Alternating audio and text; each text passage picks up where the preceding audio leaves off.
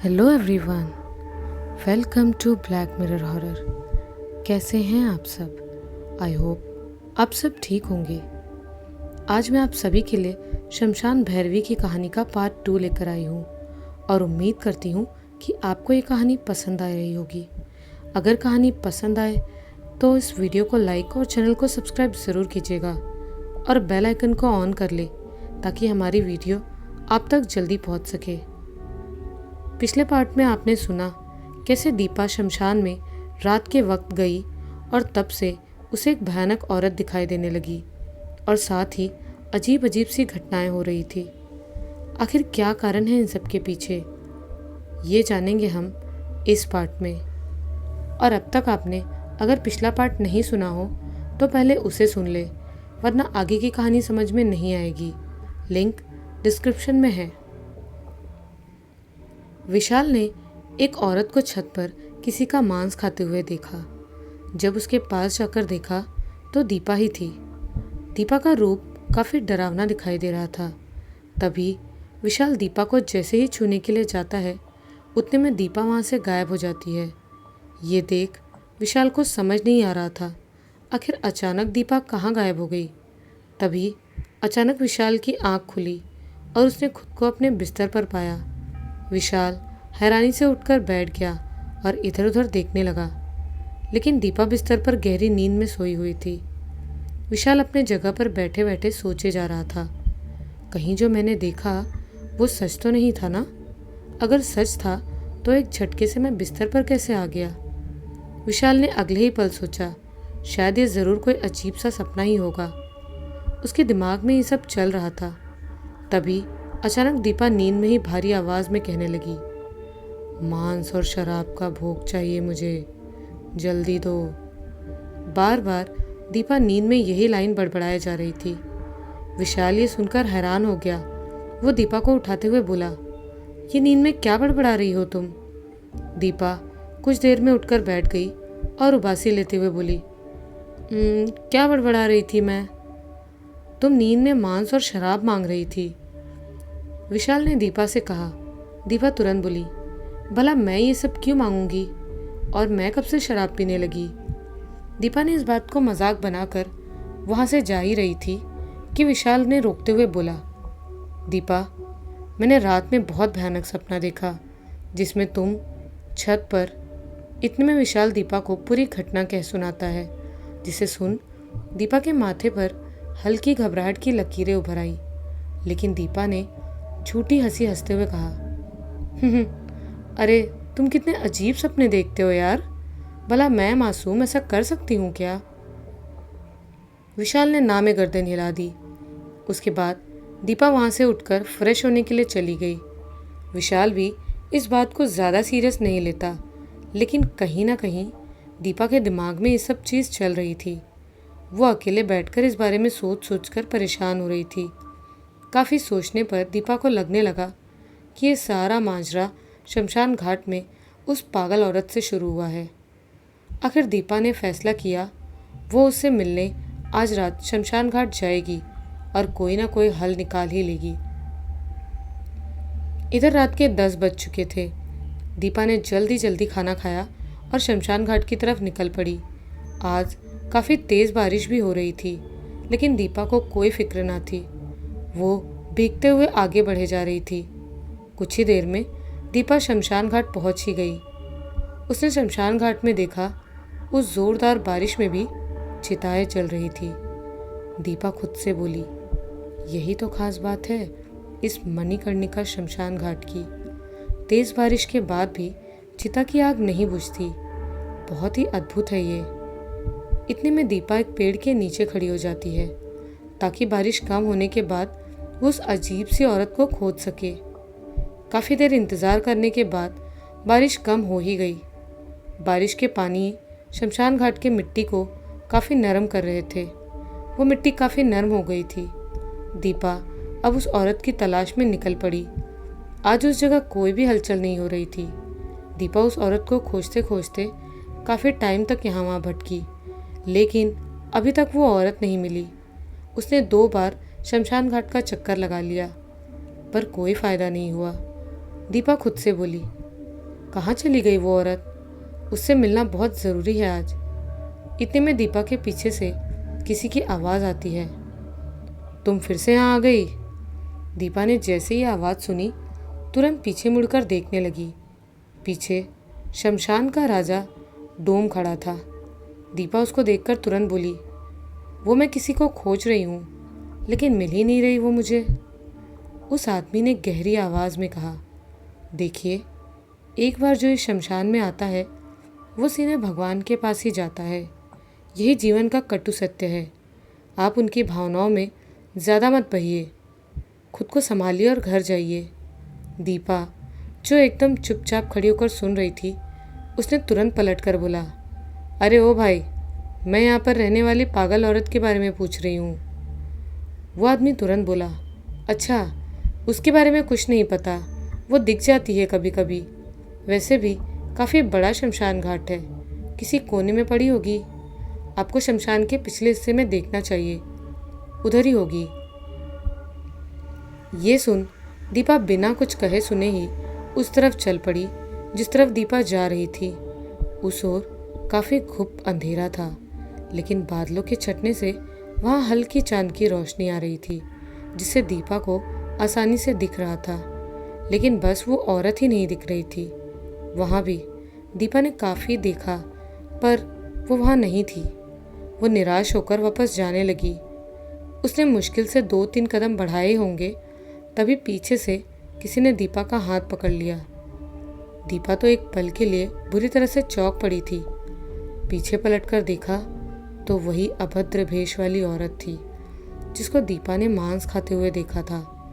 वो औरत दीपा को घूरे जा रही थी, जैसे दीपा से काफ़ी गुस्सा हो, लेकिन दीपा के चेहरे पर खुशी की लहरें दौड़ पड़ी। वो औरत कड़क आवाज़ में बोली, तो फिर आ गई लड़की, और तेरे चेहरे पर ये उम्मीद की मुस्कान। मुझे पता है तेरे साथ क्या हो रहा है। दीपा हैरानी से बोली, ये उम्मीद की मुस्कान इसीलिए है क्योंकि मैं यहाँ आपसे मदद मांगने आई हूँ, और माफ़ी भी। मुझे उस दिन वैसा बिल्कुल नहीं करना चाहिए था। वो औरत गुस्से में बोली, तूने जो किया है अब तक तुझे मौत के मुंह में होना चाहिए था। दीपा ने दुखी होते हुए कहा, लेकिन मैंने ऐसा भी क्या कर दिया जो इसकी सज़ा मौत है? वो औरत बोली, तूने उस दिन माँ शमशान भैरवी के भोग को खंडित किया, जिस कारण माँ तुम पर क्रोधित है। ये उनके उग्र रूप के कारण ही घटित हो रहा है। तभी दीपा को याद आता है, जब वो भाग रही थी तो उसके पैर से अंडा, मांस और शराब पर पैर लग गया था। उसी कारण उसके साथ ये सब हो रहा है। दीपा तुरंत पूछ पड़ी, ये शमशान भैरवी कौन है? दीपा का सवाल सुन उस औरत ने जवाब दिया, शमशान भैरवी के बारे में जानने से पहले ये जान लो भैरवी कौन होती है। काल भैरव की पत्नी को भैरवी कहा जाता है। भगवान शिव को भी तंत्र शास्त्र में भैरव कहा गया है, क्योंकि उनका ही रूप काल भैरव का है, और इस कारण माँ पार्वती को भी भैरवी कहा जाता है। अब भैरवी में भी कई प्रकार होते हैं। इसमें सबसे प्रसिद्ध 3 भैरवी हैं, पाताल भैरवी, शमशान भैरवी और त्रिपुर भैरवी, और अन्य कौलेश भैरवी, रुद्र भैरवी, नित्य भैरवी, चैतन्य भैरवी और भद्र भैरवी आदि हैं। दीपा बोली, मुझे लगता है भैरवी की उत्पत्ति 10 महाविद्या में से हुई थी ना? वो औरत हामी भरते हुए बोली, हाँ, बिल्कुल ठीक कहा, और शमशान में रहने पर इनका नाम शमशान भैरवी पड़ गया। साधक इनकी साधना शमशान में ही करते हैं, जिससे जल्दी प्रसन्न होती हैं ये। दीपा गौर से उसकी बातें सुने जा रही थी। उस औरत ने आगे कहा, साधना के बाद साधक द्वारा उनको भोग दिया जाता है। अंडा, मदिरा और बताशा और मांस भी चढ़ा सकते हैं। अगर किसी ने उनका भोग को खंडित किया तो वो काफ़ी क्रोधित और उग्र हो जाती हैं। कुछ देर रुककर वो बोली, वो भोग मैंने ही अर्पित किया था जिसे तुमने नष्ट किया। दीपा गिड़गिड़ाते हुए कहने लगी, लेकिन मैंने जानबूझकर तो ऐसा कुछ नहीं किया। जो हुआ अनजाने में हुआ। मुझे पता है, लेकिन तुम्हें एक बात नहीं पता। हमारे तामसिक यानी तंत्र मंत्र के अधिक देवता काफ़ी उग्र होते हैं, जिस कारण थोड़ी सी भी चूक हो जाए तो उसके लिए या किसी और के लिए कब खतरनाक बन जाए इसका कोई अनुमान भी नहीं लगा सकता। दीपा एक उम्मीद की आस लेकर उसकी बातें सुने जा रही थी। वो औरत आगे बोली, कल रात जो हुआ वो सब सच में हुआ था। जो भी तुम्हारे पति ने देखा था, तुम्हें इंसान का मांस नोच नोच के खाते हुए बिल्कुल सही देखा था। वही शमशान भैरवी तुम्हारे अंदर आ चुकी थी। दीपा उदासी भरे लहजे में बोली, अब मुझे इन सब से आप ही बचा सकती हो। मैं आपसे मदद मांगने आई हूँ। वो औरत सीधे मना करते हुए बोली, मैं तुम्हारी मदद नहीं करने वाली। तुमने मेरे साध्य को रुष्ट किया है। अब तुम्हें कोई नहीं बचा सकता। दीपा बोली, बस एक आप ही हो और मुझे मेरे किए का दंड भी मिल चुका है और मैंने गलती भी मान ली है। अब तो सब ठीक कर दो। वैसे भी देखने में आप सन्यासी साधिका लग रही हो और सन्यासी का धर्म होता है दूसरे के जीवन की रक्षा करना। प्लीज़ मेरी मदद करो। दीपा के काफ़ी गिड़गिड़ाने पर वो औरत मान जाती है और दीपा से कहती है, ठीक है, उनको शांत करने के लिए भोग देना पड़ेगा। उसके लिए तुम्हें कल रात के 10 बजे पुनः स्वच्छ होकर आना है और साथ में 2 शराब की बोतल और मांस लेकर आना है। बाकी की विधि मैं करवाऊंगी। अभी के लिए तुम घर जाओ। अगले पल दीपा बोली, आपका नाम क्या है? वो औरत बोली, भैरवी कह सकती हो मुझे, क्योंकि तंत्र साधना में औरत को भैरवी कहते हैं। इतने में दीपा हामी भरकर वहाँ से जाने लगी। तभी उस भैरवी ने दोबारा टोकते हुए कहा, रुको, एक और बात। दीपा पीछे पलट कर बोली, जी बोलिए। भैरवी बोली, आज रात संभल कर रहना। आज रात तुम्हारे ऊपर काफ़ी खतरा है। आज कुछ भी हो सकता है। अगर आज की रात निकाल दिया तो कल सब ठीक करने की कोशिश करूँगी मैं। दीपा ये बात सुनकर चिंतित होते हुए बोली, ऐसा क्या होगा? कहीं कोई ज़्यादा बड़ा खतरा तो नहीं? वो भैरवी बोली, हो भी सकता है। बाकी तुम्हारी किस्मत में जो होने वाला होगा वो होगा ही। इतना कह वो भैरवी दीपा के पास से चली गई। दीपा भी उदासी के साथ उस भैरवी को जाते हुए देख रही थी। कुछ देर के बाद दीपा भी घर वापस आ गई। दीपा का दिल बहुत घबरा रहा था, जैसे कुछ बुरा होने वाला हो। बार बार अपने मन को समझाने की कोशिश करती, लेकिन बेचैनी बढ़ते ही जाती। अब तक दीपा घर पहुंच चुकी थी। घर पर ही विशाल दीपा का इंतज़ार कर रहा था। विशाल दीपा को देख बोला, क्या हुआ दीपा, कहाँ गई थी और तुम इतनी उदास क्यों लग रही हो? विशाल के पूछने पर दीपा कोई बहाना बनाकर टाल देती है। कुछ देर के बाद विशाल और दीपा दोनों डिनर करके एक ही रूम में सोने चले गए। रात का वक्त हो चुका था। दीपा गहरी नींद में सोई पड़ी थी, लेकिन विशाल को अभी तक नींद नहीं आई थी। वो लैपटॉप में अपना काम कर रहा था।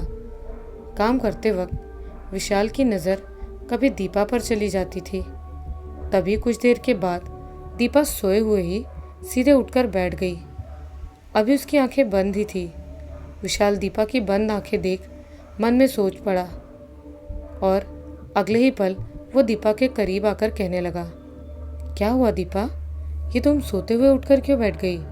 तुम्हें नींद नहीं आ रही तो उठकर बैठ जाओ, लेकिन बैठे बैठे सोने का नाटक तो मत करो यार। विशाल के सवाल पर दीपा ने कोई जवाब नहीं दिया। उसने अब तक अपनी आंखें खोली ही नहीं थी। विशाल दीपा को हल्के हाथों से हिलाकर उठा रहा था, लेकिन दीपा ने तो कुछ रिएक्ट भी नहीं किया। अगले पल विशाल ने थोड़ा तेज़ी से दीपा को झकझोर कर उठाया। दीपा उठ जाओ या फिर सो जाओ, पर बैठे बैठे मत सो। विशाल के ज़ोर से हिलाने पर दीपा ने एक झटके में अपनी आंखें खोल दी। दीपा की आंखें पूरी लाल दिखाई दे रही थी, जैसे आंखों में खून भर गया हो। विशाल आंखें देखकर काफ़ी हैरान सा हो गया था। उसने दीपा से थोड़ा दूर होते हुए बोला, ये क्या हुआ दीपा तुम्हें? देखते ही देखते दीपा की लाल आंखों से रक्त की धार बहने लगी। रक्त की धार चेहरे से बहते हुए दीपा के कपड़ों को भी खून से भिगो रही थी। विशाल ये सब देखकर काफ़ी डरने लगा था। आज से पहले उसने कभी ऐसा होते हुए नहीं देखा। उसको समझ नहीं आ रहा था दीपा को कोई बीमारी हुई है या कोई आत्मा उसके शरीर में है। विशाल कांपती आवाज़ में बोला, दीपा, ये तो तुम्हारी आंखों से ये खून कैसे निकल रहा है? दीपा ने अपनी आंखें विशाल पर टिका ली। वो विशाल को ऐसे देख रही थी जैसे अभी उसको मौत के घाट उतार देगी। विशाल उसके करीब आने की कोशिश करने लगा, धीरे धीरे दीपा के पास जाने लगा, लेकिन दीपा तो गुस्से से उसे घूरे ही जा रही थी। उतने में विशाल ने अपने कांपते हाथों से हल्का सा स्पर्श कर दिया। जैसे ही उसने दीपा को छुआ, उतने में दीपा ने कस के विशाल का हाथ पकड़ लिया। विशाल अपना हाथ छुड़ाने की कोशिश कर रहा था, पर काफ़ी मजबूती से पकड़ने के कारण नहीं छुड़ा पा रहा था। काफ़ी कोशिश करने के बाद विशाल ने ज़ोर लगाकर हाथ छुड़ा ही लिया। उसके बाद दीपा से दूर जाने लगा। दीपा विशाल को देख खूंखार आवाज़ में बोली, मेरे पास आओ विशाल, मैं तुम्हें मौत देना चाहती हूँ, और इसको भी। विशाल घबराते हुए बोला, ये क्या कह रही हो दीपा, और तुम्हें ये हो क्या गया है? दीपा ने गुस्से से गुर्राते हुए विशाल के ऊपर हमला करने के लिए उठी ही थी, उतने में बेहोश होकर गिर पड़ी।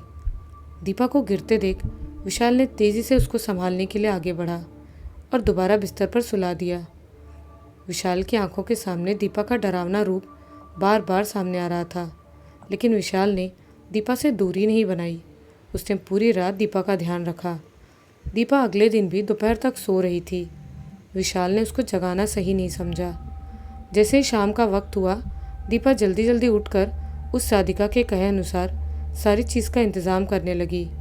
10 बजे से पहले घर से जाने लगी, लेकिन उसी वक्त विशाल दीपा का रास्ता रोकते हुए बोला, तुम इस वक्त जा कहाँ रही हो? तुम्हारी तबीयत तो ठीक है ना? आखिर तुम्हें हो क्या गया है? कल रात तुमने मुझ पर हमला करने की कोशिश की। दीपा इस वक्त उसके सवाल का जवाब नहीं देना चाहती थी, लेकिन विशाल बार बार पूछे जा रहा था। दीपा तंग आकर बोली, मुझे इस वक्त जाने दो, मैं बाद में आकर बताती हूँ सब। इतना कह दीपा घर से निकल पड़ी। उसने सारा सामान ले लिया था, जिस चीज़ की ज़रूरत पड़ने वाली थी। अब वक्त भी हो चुका था 10 बजे का। दीपा भी शमशान घाट में पहुँच गई। उसने पहुँचते ही जलती चिताओं के पास देखा। वहीं भैरवी वहाँ राखों के ऊपर बैठी हुई थी, लेकिन इस वक्त उसके शरीर पर एक वस्त्र भी नहीं था और दोनों आंखें बंद करके ध्यान मुद्रा में बैठी थी। दीपा उसको देख उसकी तरफ बढ़ने लगी। इतने में भैरवी ने बंद आंखों से ही दीपा को बुलाते हुए कहा, आओ दीपा, सारा सामान लेकर तो आई हो ना, जो कहा था? दीपा पास आकर हामी भरते हुए बोली, हाँ, सब लेकर आई हूँ, बस जो करना है जल्दी करिए। इतने में भैरवी ने अपनी आंखें खोली और दीपा को अपने सामने बैठने का इशारा किया। दीपा देरी न करते हुए तुरंत जाकर बैठने ही वाली थी। उसी वक्त भैरवी ने टोकते हुए कहा, तुम्हें भी बिना वस्त्र के बैठना पड़ेगा। ये सुन दीपा ने हिचकिचाते हुए वो भी पूरी तरह निर्वस्त्र होकर सामने बैठ गई। इतने में भैरवी ने अपने थैले से कई सारे सामान निकालकर ज़मीन पर रख दिया। तभी वो दीपा से बोली, जो मंगाया है उसको भी सामने निकाल कर रख दो, मैं पूजा शुरू करती हूँ। दीपा ने जल्दी से सब सामान रख दिया। इतने में उसने मंत्र पढ़ना शुरू कर दिया। दीपा चुपचाप बैठकर इधर उधर नज़रें फेरे जा रही थी। तभी देखते ही देखते वहाँ पर तेज़ आंधी चालू होने लगी। शमशान में जल रही चिताओं की आग की लपटें हवा में काफ़ी ऊंची उठने लगी थी। धीरे धीरे चारों तरफ का माहौल काफ़ी भयानक होने लगा था। ऐसा लग रहा था जैसे रात में दिन हो गया हो और आग अब उन दोनों को अपनी चपेट में लेकर भस्म कर देगी। भैरवी लगातार मंत्र पढ़े जा रही थी। उसने पास में रखी शराब को खोलकर थोड़ी सी शराब ज़मीन पर गिरा दी। तभी दीपा को उन आग की लपटों में किसी का भयानक सा चेहरा दिखाई देने लगा। चेहरे के साथ साथ धीरे धीरे शरीर भी आग में दिखाई दे रहा था। गुस्सा भरा चेहरा देखकर दीपा थोड़ा थोड़ा घबरा रही थी, लेकिन वो भैरवी मंत्र पढ़ते हुए ही दीपा को रिलैक्स रहने का इशारा कर रही थी। अब दीपा को काफ़ी तपिश अपने शरीर में महसूस होने लगी। धीरे धीरे केवल ये उसी के साथ और ज़्यादा तपिश बढ़ने लगी और उसका शरीर लाल पड़ने लगा। ये केवल उसी के साथ हो रहा था। देखने में सामने बैठी उस भैरवी को बिल्कुल महसूस भी ना हो रहा हो। मंत्र खत्म होने के बाद भैरवी बोली, दीपा, सामने से गंगा जल लेकर आओ, लेकिन अब संभल कर रहना, अब कुछ भी हो सकता है। दीपा ने देखा सामने ही गंगा नदी थी जहाँ पर अस्थियाँ बहाई जाती हैं। भैरवी ने दीपा को एक छोटा सा मटका दिया। दीपा उसको लेकर उसी ओर बढ़ने लगी। तभी दीपा के सामने बड़ी सी आग की लपटें दीपा के शरीर से होकर गुजर गई। ऐसा लगा जैसे दीपा उसकी चपेट में आ गई, लेकिन फिलहाल तो वो बच गई थी। लेकिन अगले ही पल ज़मीन पर गर्म गर्म अंगारे बिखर गए। अब दीपा के पैर आगे बढ़ते ही उसके पैर जलने लगे, लेकिन फिर भी उसने पीछे मुड़कर वापस नहीं गई। वो आगे ही बढ़ते जा रही थी। उसके पाँव से चला नहीं जा रहा था, लेकिन जैसे तैसे करके वो नदी के पास पहुंच ही गई। इतने में देखा कि वो वहाँ से आग चुटकी में गायब हो गई। दीपा नदी से पानी लेने के लिए जैसे ही मटकी डुबाई पानी भरने के लिए, उतने में पानी पूरी तरह से जमकर बर्फ़ बन गया। उसने कई बार बर्फ़ को हाथ से तोड़ने की कोशिश की, लेकिन कुछ असर नहीं हो रहा था। पीछे से भैरवी की पुकारने की आवाज़ भी सुनाई दे रही थी, जल्दी आओ दीपा, आगे की विधि भी बाकी है। अब दीपा को बिल्कुल समझ नहीं आ रहा था कैसे पानी निकाले। दीपा ने आसपास नज़रें घुमाई तो देखा कई देर पहले कोई चिता जलाई होगी। वहाँ पर एक लकड़ी में आग लगी हुई थी। उसने वो लकड़ी उठाई और बर्फ़ में डाल दिया। इससे थोड़ा बहुत पानी हुआ, जिसे दीपा ने जल्दी से मटके में भर लिया। जल्दी से दीपा वापस आने के लिए मुड़ी ही थी, उतने में ज़मीन से कई सारी प्रेत आत्माएं निकलने लगी। वो हर जगह से निकल रही थी। देखते ही देखते कई सारे झुंड इकट्ठा हो गए थे। दीपा के सामने वो सभी दीपा की तरफ हमला करने के लिए बढ़ने लगे। उसको समझ नहीं आ रहा था आखिर बच्चे तो बच्चे कैसे। तभी सब ने दीपा पर हमला कर दिया, लेकिन ये क्या, वो सभी प्रेत आत्मा तेज़ी से गायब होने लगी। दीपा ने जब सामने की तरफ देखा तो ये सब उसी भैरवी ने किया था, जिससे दीपा बच गई। दीपा जल्दी से पास आकर वो मटकी का पानी भैरवी के हाथों में पकड़ा दी। भैरवी ने दीपा को अपनी जगह पर बैठने का इशारा किया और उसके ऊपर ही पानी गिराने लगी। दीपा को ये चीज़ समझ नहीं आ रही थी। उसने तुरंत भैरवी से पूछा, ये पानी मेरे ऊपर क्यों डाल रही हो, इससे क्या होगा? भैरवी बोली, इससे तुम्हारी शुद्धि हो रही है। इतने में भैरवी दोबारा से बैठकर कुछ बुदबुदाने लगी। इस बार कुछ देर तक कुछ भी नहीं हुआ, लेकिन अगले ही पल वहाँ पर दीपा को एक डरावनी औरत चिता पर ध्यान मुद्रा में बैठी दिखाई दी, जिसे देखकर दीपा के होश उड़ गए। दीपा उसको देखकर हैरानी से बोली, ये तो वही है। दीपा के सामने एक भयानक रूप में औरत बैठी हुई थी, जिसने लाल रंग का घाघरा पहना हुआ था। श्याम वर्ण की उस औरत के आंखों से रक्त धारा बह रही थी। उसके गले में मुंड माला थी, जिसमें रक्त लगा हुआ था। तभी भैरवी ने दीपा से कहा, आ गई माँ शमशान भैरवी, अब जाओ माँ को भोग देकर आओ। दीपा ने पास में रखी शराब और मांस उठाकर आगे बढ़ने लगी। उतने में दीपा ने देखा शमशान भैरवी के आसपास कई सारी आत्मा दर्द से कराह रही थी। उनकी चीखें बड़ी दर्दनाक थी। दीपा पहुंचने ही वाली थी उनके पास, लेकिन वो वहां से एक पल में गायब हो गई। दीपा अभी स्तब्ध होकर इधर उधर देखे ही जा रही थी, लेकिन वो कहीं दिखाई नहीं दे रही थी। तभी दीपा ने भैरवी से पूछा, माँ कहाँ गई? लेकिन भैरवी ने कोई उत्तर नहीं दिया। वो बस चुपचाप खड़ी रही। उतने में दीपा की नज़र नदी में पड़ी तो वो वहाँ बीचों बीच खड़ी थी। दीपा के कानों में भारी आवाज़ आई पुकारने की, भोग लेकर मेरे पास आ। दीपा बिना कोई विचार किए उस तरफ चल पड़ी। दीपा के हाथों में भोग और नज़रें सामने टिकी हुई थी, कहीं इस बार भी आंखों से ओझल ना हो जाए। पास जाते ही दीपा किनारे पर खड़ी हो गई। इसको लगने लगा अब पानी में जाकर ही भोग देना पड़ेगा, इसलिए वो नदी में उतर गई। जैसे ही उसने नदी में कदम रखा, उसे ऐसा लगने लगा जैसे किसी ने उसके पैर पकड़कर उसको पानी के अंदर खींचना शुरू कर दिया हो, और देखते ही देखते दीपा डूबने लगी। तभी दीपा ने देखा एक बार फिर से वहाँ से शमशान भैरवी गायब हो गई। तभी भैरवी दौड़ते हुए दीपा के पास आई। वो उसको बचाने के लिए हाथ देकर जैसे तैसे बाहर निकाल ले आई। तभी उसने देखा शमशान भैरवी वापस अपनी जगह पर बैठी हुई। दीपा को देखकर मुस्कुरा रही थी। कई बार दीपा ने माँ शमशान भैरवी को भोग देने की कोशिश की, लेकिन बार बार निष्फल हुए जा रही थी। तभी दीपा के पास खड़ी भैरवी बोली, दीपा, माँ को 12 बजे से पहले भोग देना ज़रूरी है, वरना फिर तुम यहाँ से वापस घर नहीं जा पाओगी। दीपा काफ़ी कोशिश करने के बाद हार चुकी थी और अब 12 बजने भी वाले थे, लेकिन दीपा को समझ नहीं आ रहा था। दीपा थक कर दुखी मन से बोली, लगता है माँ शमशान भैरवी को मेरा दिया भोग स्वीकार नहीं करना है, लेकिन कोई नहीं, कम से कम उनके रूप के दर्शन तो हुए। कोई नहीं, मैं मरने के लिए तैयार हूँ। इतने में माँ शमशान भैरवी काफ़ी विकराल और भयानक रूप लेकर दीपा की तरफ तेज कदमों से बढ़ने लगी। दीपा को अब अपनी मौत सामने दिखाई देने लगी। इस वक्त रूप इतना डरावना था कि किसी की भी रूह कांप जाए। वो सीधा दीपा के सामने आकर खड़ी हो गई। दीपा चुपचाप खड़ी होकर उन्हें देखे जा रही थी। उतने में माँ शमशान भैरवी बोली, मैं तुझे मारने नहीं आई हूँ, तूने मुझे माँ बोला, ला अब भोग दे। ये सुन दीपा काफ़ी खुश हो गई और उसने जल्दी से माँ शमशान भैरवी को पहले मांस दिया, जिसे उन्होंने कच्चा ही ग्रहण कर लिया।